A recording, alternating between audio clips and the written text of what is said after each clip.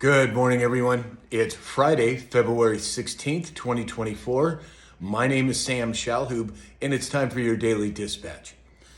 First off, according to Leading Report on X, 85% of independent voters would vote for President Trump over Biden, according to the results of a New York Times focus group. Not very surprising there, is it? According to Zero Hedge, U.S. retail sales plunged in January, the worst year-over-year growth since the lockdowns. We've seen a lot of indicators in the economy as to what I think is going to be happening. Well, I think you all know. Is it going to be crash or collapse? Your guess is as good as mine. According to Connecting Anons and Dave Praying Medic, Biden claims he wasn't involved in the prosecution of President Trump, but 3 separate prosecutors reportedly met with White House aides before indicting President Trump. There's so much information coming out in concerns of the Biden family, the nefarious deeds and practices that they allegedly have been involved with. Well, it's all more and more is coming out every day. According again to Dave Praying Medic, John Podesta was behind the Biden administration's decision to halt U.S. liquefied natural gas exports. Well, it turns out his brother, Tony Podesta, is a lobbyist for foreign liquid natural gas companies. Not very surprising there. It's the same old playbook. These politicians get into office, they get into a position of influence, they leave politics, and the next thing you know, they're the CEO of some company or they're a lobbyist for some group. Well, all of that is going to be exposed, and they won't get away with it. According to the New York Post, the George Soros Fund, poised to take control of the nation's second largest chain of radio stations.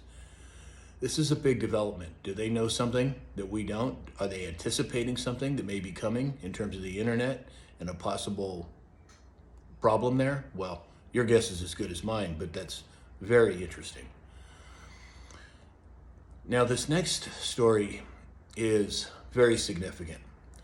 BlackRock, the company, has followed the lead of JP Morgan Chase and State Street by withdrawing their over $9 trillion in assets under management from Climate Action 100 Plus, after facing increased antitrust scrutiny over their involvement with the climate cartel.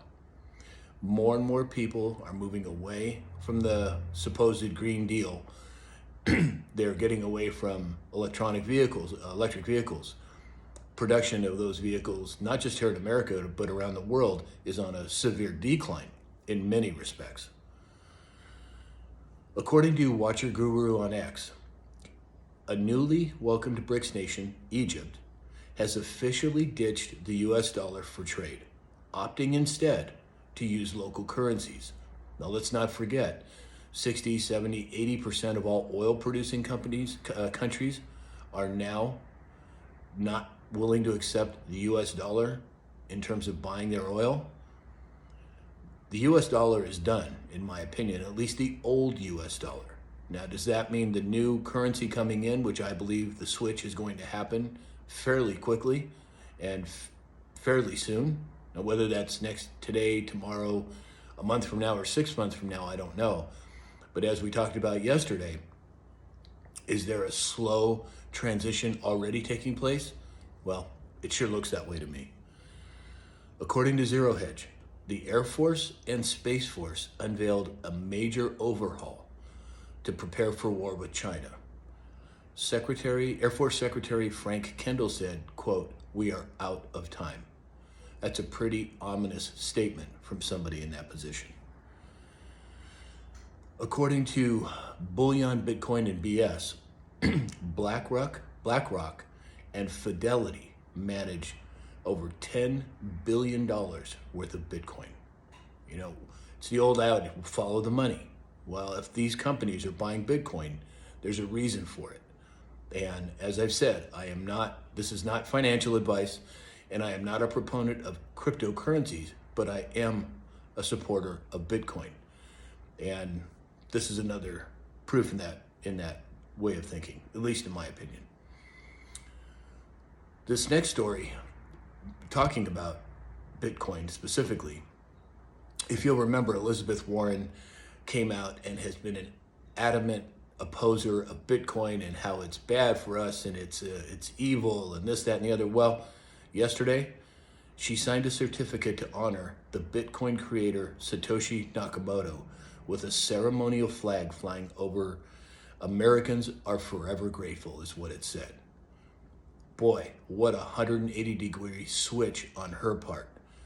But again, another indication of the validity of Bitcoin, in my opinion. This next story, we talked about Jeff Bezos selling so much of his Amazon stock recently. Well, he sold an additional $2 billion of Amazon shares, making the total 6 billion shares sold just this week. What do you think he's buying? Well, I'm sure part of it is Bitcoin. At least I wouldn't be surprised. So that's all we have for today. If you would like to support this channel, it's truly appreciated. You can go to mypillow.com and enter in the discount code SAM. You can simply buy me a cup of coffee. And there's other ways to contribute to the channel. It's truly appreciated. And in the meantime, I hope you have a great weekend, and we'll talk again soon.